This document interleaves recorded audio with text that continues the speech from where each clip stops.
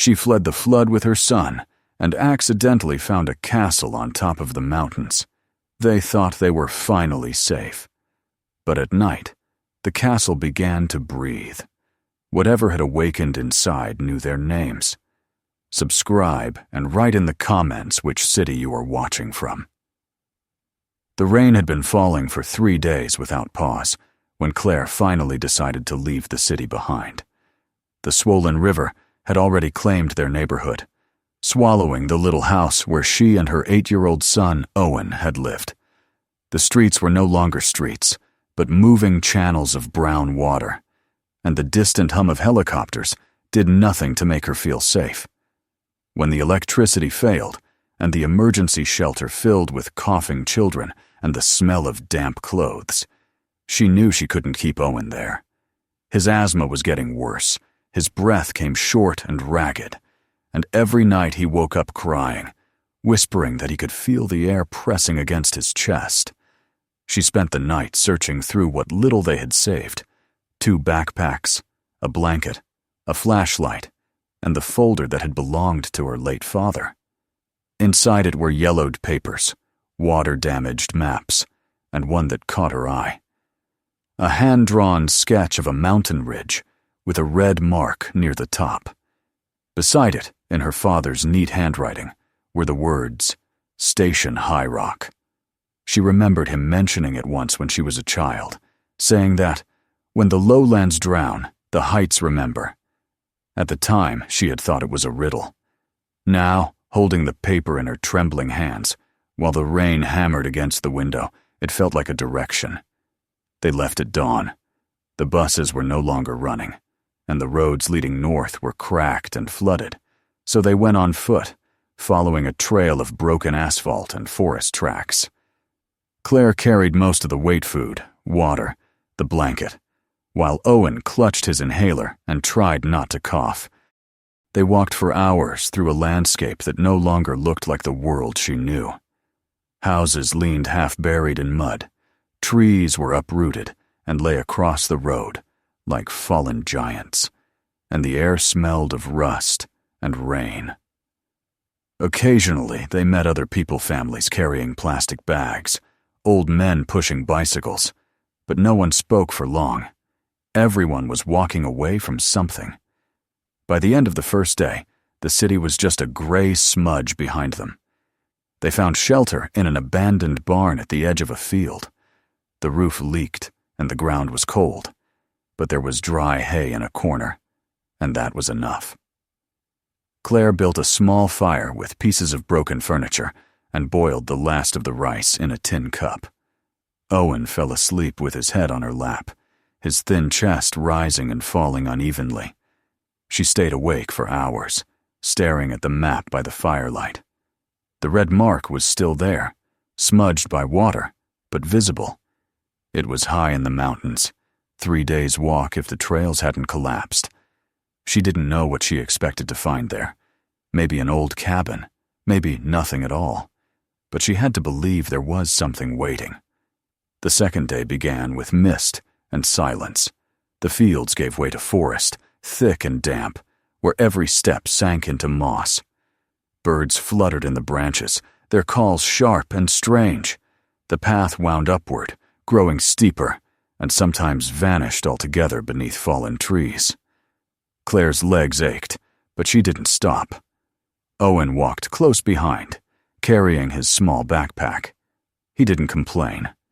Every few hours they rested, shared a handful of nuts or a piece of bread, and drank from the streams that cut across the path. The water was icy but clean. As they climbed higher, the air changed. The heavy scent of the lowlands faded, replaced by pine and stone. The world narrowed to the space before them, the slick curve of the trail, the sound of their boots against rock, the breath of wind through the trees. Once they heard a rumble far below, a landslide, or maybe another part of the city collapsing. But up here, the sky was a pale, endless gray, untouched by what was happening below. Claire felt both fear and relief. The mountains seemed vast, indifferent, but also honest. On the third day, the forest thinned, and the ground turned to bare rock. The mist thickened until they could barely see 10 feet ahead. They followed a line of carved steps, so old they were half-eaten by moss. Claire had to use her hands to steady herself. The map said nothing about stairs, but something in her chest told her this was the right way. They climbed until their breath came in gasps, until the mist itself seemed to burn in their lungs, and then, suddenly, the ground leveled. Before them stood a shape emerging from the fog, a structure, vast and gray, its towers rising out of the cliff as if carved from it. For a moment, Claire thought it was a ruin, but as the mist drifted aside, she saw windows, arches, and the faint glint of iron gates. It was not a cabin, nor a station. It was a castle. They stood in silence. Owen took her hand without speaking. The building loomed above them, too real, too massive to belong to this place. The stone was cold and rough beneath her fingers when she touched it, yet the doors hung slightly open, as though someone had left them that way not long ago. She pushed, and they creaked, letting out a gust of stale air that smelled of dust and rain. Inside, the light was dim, filtered through narrow windows. A long hall stretched ahead, lined with portraits whose eyes were faded but still watchful. Furniture covered with gray sheets stood like sleeping figures. On one table, a candlestick still held a stub of wax. In another room, she found jars sealed with rusted lids, shelves of old tools, and a water basin carved into the stone wall. Everything was ancient, but not ruined. It felt as if someone had left in haste, expecting to return. They explored cautiously, room by room. The ceilings were high, the floors uneven. Somewhere above, the wind moved through a broken window, making a sound like a sigh. Owen's voice echoed when he spoke. "Can we stay here, Mom?" he asked softly. Claire didn't answer at once. She was listening to the hollow rhythm of the place, to her own heartbeat. It was safer than anything they'd had in weeks. No one would find them here. That night, they built a small fire in what must once have been a kitchen. The smoke curled up toward a vent in the ceiling. Claire warmed water in a pot and washed Owen's face. They ate the last of the canned beans and wrapped themselves in blankets they had found in a chest upstairs. The air was cold, but dry. Outside, the storm was fading, and through the cracked window, she could see the mist shifting like a sea below them. When she finally lay down, exhaustion pressing her into the mattress, she listened to the silence.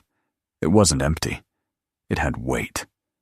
Somewhere deep within the stone walls came a low, steady hum, almost like breathing. She told herself it was the wind, or the memory of old machines cooling in the dark.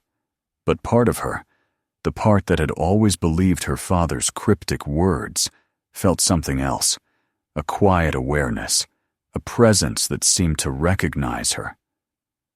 In the morning, the sun came out for the first time in days. The clouds lay far beneath the ledge, turning gold at the edges. From the balcony, Claire saw the vastness of the mountains spreading in all directions, the valleys drowned in fog, the world below erased. It was both terrifying and beautiful. She felt as though she had stepped out of time itself. Owen was already exploring the hall again, holding a wooden toy he had found, one of those old spinning tops carved by hand. He laughed when it danced across the floor. The sound echoed through the empty rooms, warm and alive. Claire smiled for the first time in weeks. She gathered rainwater in a basin, checked their supplies, and found an old journal in the corner of the library. The cover was cracked, but on the first page someone had written, "If you are reading this, you are not alone." The words made her pause. They felt less like a message and more like a warning. Yet she didn't tell Owen. Instead, she folded the page and kept it in her pocket. There would be time later to wonder what it meant. For now, there was only the quiet rhythm of their new refuge, the creak of the walls, the whisper of wind through broken glass, and the steady heartbeat of a place that seemed, against all logic, to be waiting for them. That night, as darkness settled once more over the mountain, Claire lay awake beside her sleeping son.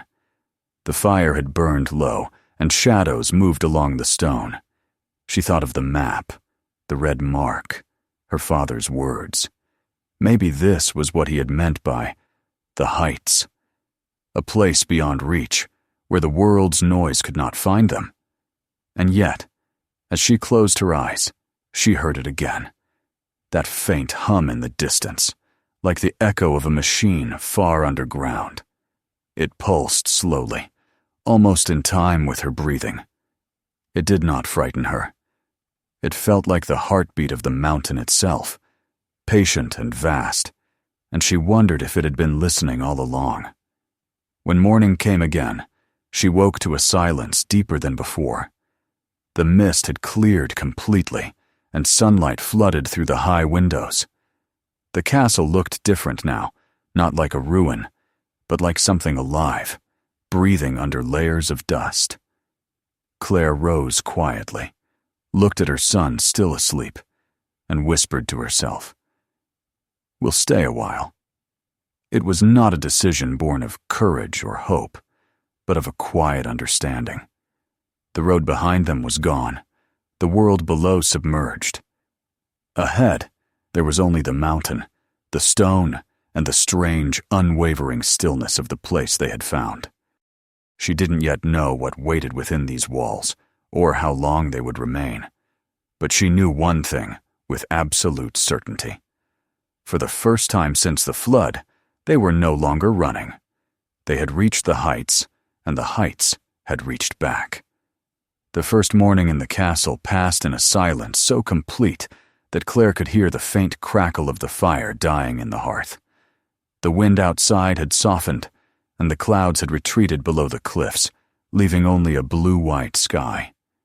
She stood at one of the narrow windows, her hands wrapped around a cup of water she had boiled from rain the night before. From that height, the world looked suspended, as if they were floating above everything that had once mattered. The valley beneath was invisible, hidden under the rolling sea of mist. There was no movement, no sound, no reminder of what they had left behind. For the first time in weeks, Claire didn't feel fear. She felt small, but safe. Owen was already awake, his footsteps echoing lightly down the hall. His small figure seemed to merge with the vastness of the place. He called for her to come and see something he had found. She followed his voice through the long corridor into a room filled with shelves. Dust covered everything, but there were traces of life. A cracked mug, a chair turned slightly away from a table, an oil lamp that still had residue of fuel in its base. On the table lay a stack of books swollen with age. Owen pointed to one of them and smiled proudly. "They were here before us," he said. She nodded. The words didn't scare her. They felt true. As the days passed, their routine took shape. Claire found a rhythm in the quiet, in the sound of her own footsteps on stone, in the way the wind curled around the corners of the building. Each morning, she collected rainwater in metal pans and filtered it through cloth. They ate sparingly dried fruit, bread that had hardened but not spoiled, a few remaining tins of beans. She rationed everything carefully, counting each portion as though it could stretch time itself. On the terraces that ringed the upper part of the castle, she discovered patches of soil where once there might have been a garden. The earth was dry but rich, protected by the stone walls. She used a metal cup to dig, planting the few seeds she had brought, a small act of defiance against the silence. Owen thrived in the quiet. He explored the corridors endlessly, his curiosity lighting places the sun never reached. He drew with charcoal on the walls, mountains, trees, rivers, trying to reclaim the world they had lost. Sometimes he found small objects that made him laugh: a child's shoe, a marble, a key that fit no lock. Claire watched him and tried to memorize his laughter, knowing how rare it had become since the flood. She didn't tell him that at night. When she closed her eyes, she could hear something else beneath the silence, something that made her wonder if the castle was truly empty. It began subtly. The first night she noticed it, she had been sitting by the fire, mending one of Owen's shirts. A soft vibration passed through the floor, so faint she thought it was her heartbeat. The flame flickered though the air was still. She listened carefully, holding her breath. The sound came again, like a distant hum or a pulse within the walls. When she stood, the floor beneath her bare feet felt slightly warm. It was impossible. The place was stone and centuries old. Yet, as she moved through the corridor, the faint warmth seemed to follow her steps. The next morning she mentioned it to Owen, but he only smiled and said he had noticed it too. "It's the castle breathing," he said simply, as though it were obvious. Claire laughed it off, yet the words clung to her. Breathing. It was an odd way to describe a building, but she could not deny that sometimes, when she leaned against the walls, she could feel a slow rhythm moving beneath the surface. As the days became weeks, she began to uncover more signs that the place was not as lifeless as it seemed. In one of the lower rooms, she found a set of metal panels hidden behind a tapestry. They were smooth and cold, inscribed with numbers and faded letters. When she pressed her hand against one, a spark of static pricked her palm. That night, as she passed the same room, she saw a faint light glow from beneath the panels, just for a moment, like a breath catching in the dark. She told herself it was her imagination, the residue of exhaustion, the brain trying to make sense of loneliness. But one evening, while gathering water, she heard a low mechanical whir coming from beneath the floor of the kitchen. She knelt and placed her ear to the stone. The sound was steady, methodical, like an old machine turning. It was not the sound of wind, nor of animals.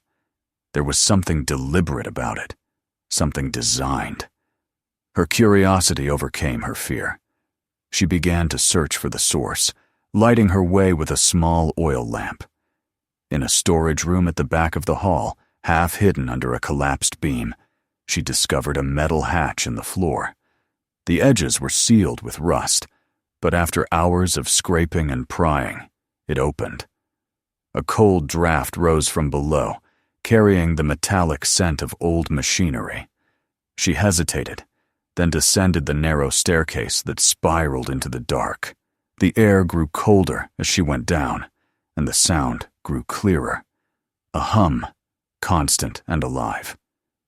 The stairs ended in a corridor, lined with smooth metal walls, so different from the rough stone above that she felt she had stepped into another world.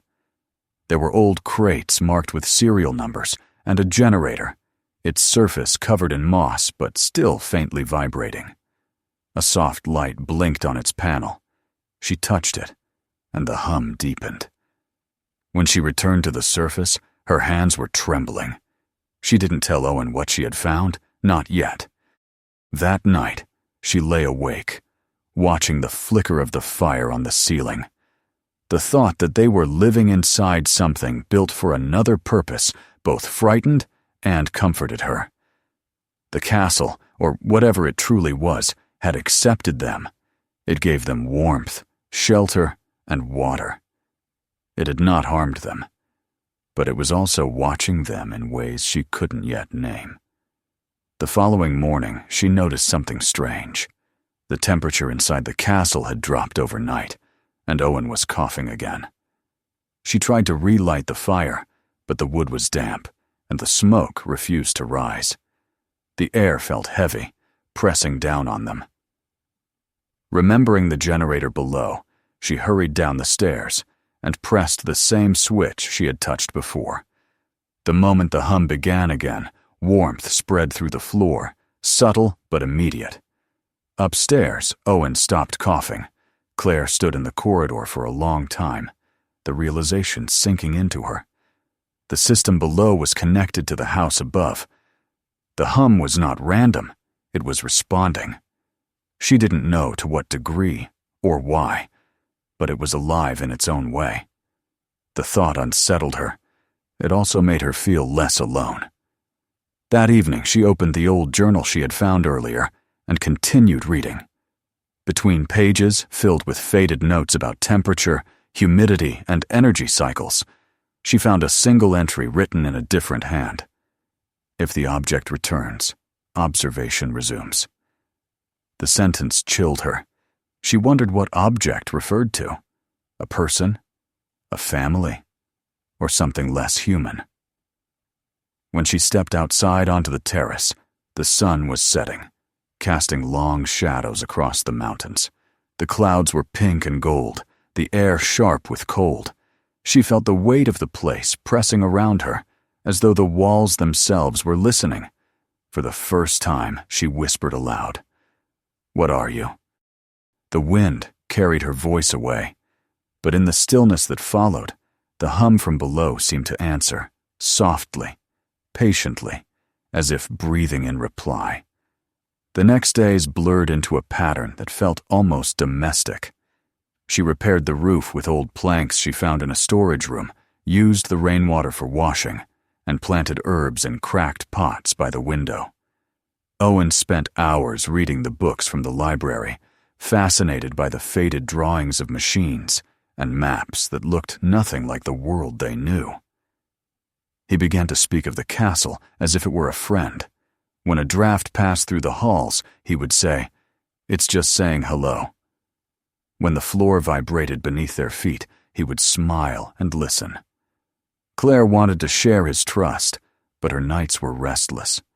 Sometimes she woke to find the lamps glowing faintly, though she had not lit them. Sometimes she heard footsteps echoing far down the corridor when Owen was asleep beside her. She would rise, holding the lamp, and walk toward the sound, only for it to vanish into silence. The air would grow warmer as she walked, as though guiding her away from something she wasn't meant to see. Despite the unease, the castle provided. The plants she had sown sprouted quickly, their leaves dark and healthy. The rainwater always collected just enough to last them through the dry days. Food lasted longer than it should have. It was as if the place calculated what they needed and gave it to them. The logic of survival began to replace the logic of the outside world. Claire stopped counting days. She stopped thinking of leaving.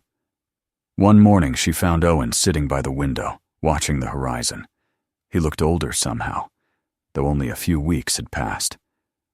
"It's listening to us," he said quietly, without turning his head. "When you're sad, it makes the rooms warmer. When I'm scared, it plays that sound." She opened her mouth to deny it, but the words didn't come. Deep down, she knew he was right. That night, before sleeping, she stood in the main hall and ran her hand along the wall. The hum pulsed beneath her palm, steady as a heartbeat. She whispered, "If you can hear me, thank you." The hum deepened for a moment, then softened again. She didn't know if it was an answer or coincidence, but tears filled her eyes. She felt less like a trespasser and more like a part of something vast, something ancient that had simply been waiting. The castle, the machine, the shelter, whatever it was, had begun to change them. The fear that had driven her up the mountain had faded, replaced by a calm she couldn't explain. The silence no longer felt empty but full, breathing with them, moving through them.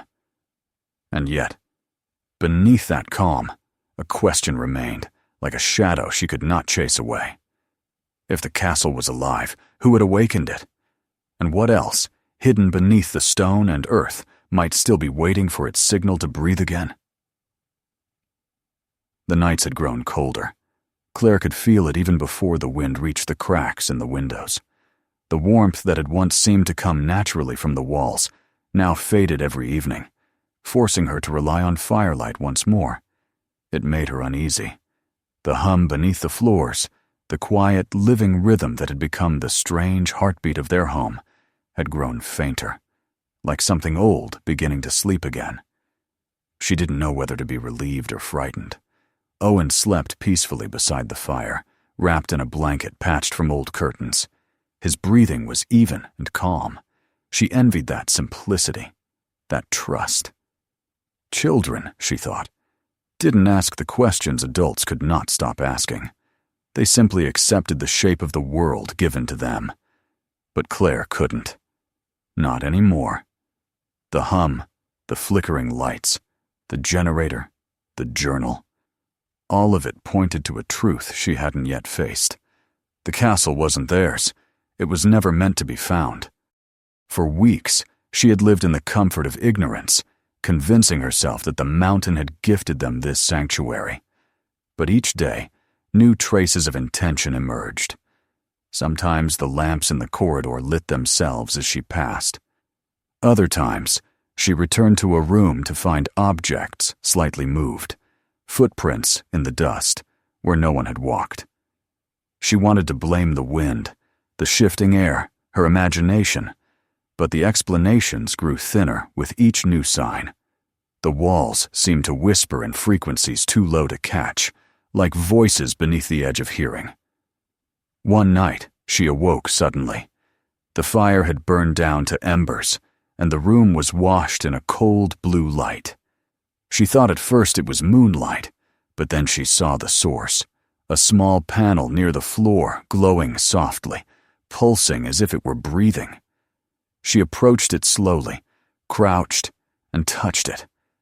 The moment her fingers brushed the surface, the light dimmed, and a faint mechanical chime echoed through the corridor. Owen stirred in his sleep. The hum beneath the floor deepened for the first time in days. The next morning, she tried to retrace her steps. She followed the faint sound she had heard in the night down to the basement, where the hatch to the underground corridor lay hidden. The metal handle was cold against her skin, but it turned easily now, without the resistance of rust. When she descended, she found something she hadn't seen before, another door at the far end, previously sealed shut, now slightly ajar. The air that drifted from within was warmer, metallic, and alive with energy. Inside, rows of consoles stretched along the walls, covered in dust, but faintly humming. Screens embedded in the metal blinked with slow rhythms of light. The generator's pulse echoed in her chest like a heartbeat, stronger than she remembered. In the center stood a table with a control panel and a single monitor. The glass was cracked, but the screen was active. Across it, words flickered, unstable but legible. System rebooting. Stand by. Claire's breath caught. She stepped back, feeling the edges of panic pressing against her ribs. This wasn't an old ruin revived by accident. It was a machine waking up. She turned off the lamp and stood in darkness, listening to the faint hum of circuits coming back to life. Then a soft clicking began, and the monitor changed again. A single phrase appeared, glowing faintly in green text. Object returned. Observation resumed. She stumbled backward, her heartbeat echoing in her ears. The words from the journal flashed in her mind. If the object returns, observation resumes. The object was her. Or perhaps her family. Maybe her father. Whatever this place was, it had been waiting for someone connected to him. She ran her fingers through her hair, trembling. The thought that her father might have known about this, that he might have led her here on purpose, was unbearable. When she returned to the main hall, dawn had just begun to wash the sky in pale gold. She tried to compose herself, to pretend nothing had changed. But everything had. The walls seemed closer now, the silence denser. When Owen woke and asked for breakfast, she forced a smile and gave him a piece of stale bread and a handful of berries from the terrace garden. She didn't mention the lights or the screens. She didn't tell him that something had called her object. Later that day, while she was gathering wood outside, she noticed something strange on the opposite ridge. A faint glimmer of light, rhythmic and deliberate, flashing 3 times, pausing, then flashing again. She shielded her eyes, squinting through the haze. The pattern repeated. Someone or something was sending a signal. She waited for a few minutes, then found a piece of broken mirror and reflected sunlight toward the source, mimicking the rhythm. For a long while, nothing happened. Then, just before the cloud swallowed the peak, a final flash answered her. That night, she could hardly sleep. The light on the mountain haunted her. Was it human? A survivor? Or another part of whatever system this castle belonged to? She considered the possibility that she and Owen were not the only ones being observed, that other places like this existed, hidden on other peaks, all connected like the pieces of some forgotten network. The next morning, fresh footprints appeared near the outer gate. She froze when she saw them. They were not hers, nor Owen's. The tracks were small but deep, made by boots, leading up to the door and stopping there. The gate itself was still closed, the chain unbroken. She called for Owen and told him to stay inside. Then, near the archway, she saw something that turned her stomach cold. A line of text scratched into the wall with a sharp object. The letters were crude but clear. You are not here by accident. For a long time, she could only stare. The mountain air was still. Even the wind seemed to hold its breath. Then she turned, walked back inside, and bolted the door. She tried to distract Owen with reading, with small repairs, with anything that could keep their minds busy. But every sound felt amplified. Every flicker of light became suspicious. When the sun set, she locked every door and window she could find.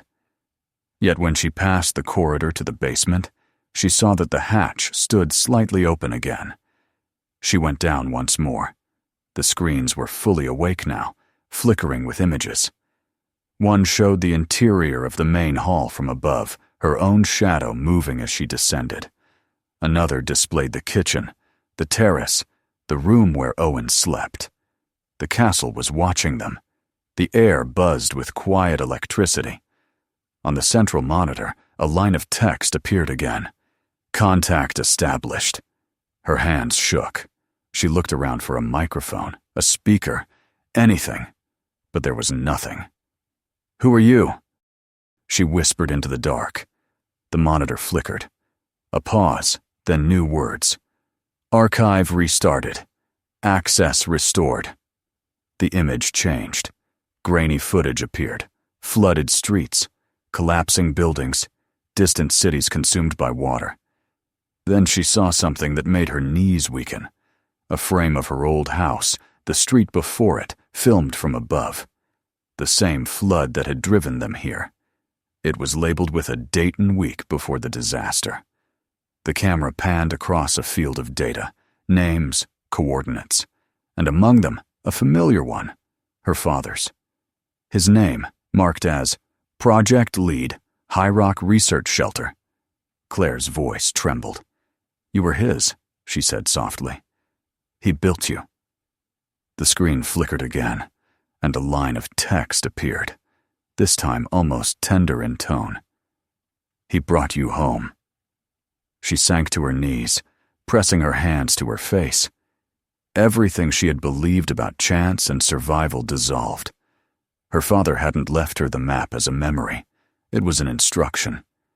He had wanted her to find this place, perhaps knowing the world would fall apart. But why? To keep her safe? Or to make her part of something larger? When she finally returned upstairs, the morning light was sharp and cold. Owen was sitting at the table, drawing shapes on the dusty wood. He looked up and smiled, unaware of what she had seen. She didn't have the heart to tell him. The truth felt too heavy, too vast. She simply sat beside him, brushing dust from his hair, and whispered, We'll be all right." But even as she said it, she felt the castle listening. The hum beneath her feet pulsed faintly, slower now, but deeper, like something content. She stood, walked to the window, and looked out at the ridge where the light had flashed. The mountain was quiet. The signal had stopped. That evening, after Owen fell asleep, she returned to the underground room one final time. The screen still glowed softly, waiting. On the control panel, a small switch was labeled Main Power. She hesitated, then pressed it down. The hum rose for a moment, a low vibration filling the air, then faded into silence. The lights blinked once, twice, and went dark. Upstairs, the air grew colder. The floor no longer vibrated beneath her feet. For the first time since their arrival, the castle was completely still. Claire walked through the halls by lamplight, her shadow long against the walls. Without the hum, she realized how deeply it had become part of her life. The quiet now felt unnatural, as if she had silenced something alive. Yet it was the only way forward. She entered Owen's room. He was curled beneath the blanket, peaceful. She tucked it tighter around him and sat by the window. Outside, the stars were bright above the sea of clouds. The mountain stood like an island in the sky, the world below hidden forever. She thought of her father, of his long silences, of the way he had looked at her the last time she saw him, as if he knew something she didn't. Maybe he had built this place out of love. Maybe out of guilt. But now, it belonged to her. The next morning dawned clear and bright. Without the hum, the walls were cold, but sunlight poured through the windows. Claire lit the fire and brewed tea from the herbs she had grown. The smell filled the hall, and for a moment, it felt like a home. She opened the journal again, not to seek answers, but to write her own. On the last page, beneath the faded notes, she wrote in steady handwriting, "The system sleeps. We remain." As the day unfolded, she and Owen worked together to rebuild their small world. They gathered wood, cleaned the terraces, fixed the leaking roof. Without the machines, life became quieter, simpler. The castle no longer responded to their needs, but they had learned enough to care for themselves. That night, as darkness fell, Claire lit a single candle and placed it on the windowsill. The flame flickered gently in the breeze. The air smelled of pine and smoke. She looked out over the mist and whispered, "Thank you." She didn't know whether she spoke to her father, to the machine beneath the stone, or to the mountain itself. It didn't matter. The silence that followed was not empty. It was whole, filled with the presence of everything that had led them here. On the table beside her lay the map. She picked it up, folded it neatly, and on the back wrote one word in ink she had made from soot and water. Home. Then she placed it under a smooth stone near the fire. The castle might never breathe again, but the life within its walls would. Claire turned toward her son, who was smiling in his sleep, and felt a peace she hadn't known in years. The world below had drowned, but they had risen above it, not as survivors of a tragedy, but as witnesses to what endurance could become. The mountain, the stone, the silence, all of it was theirs now. And for the first time, she truly understood what her father had meant. When the lowlands drown, the heights remember. If you enjoyed this story, make sure to subscribe for more. Watch the next video and explore others on the channel. And don't forget to share this video with someone who loves a good story.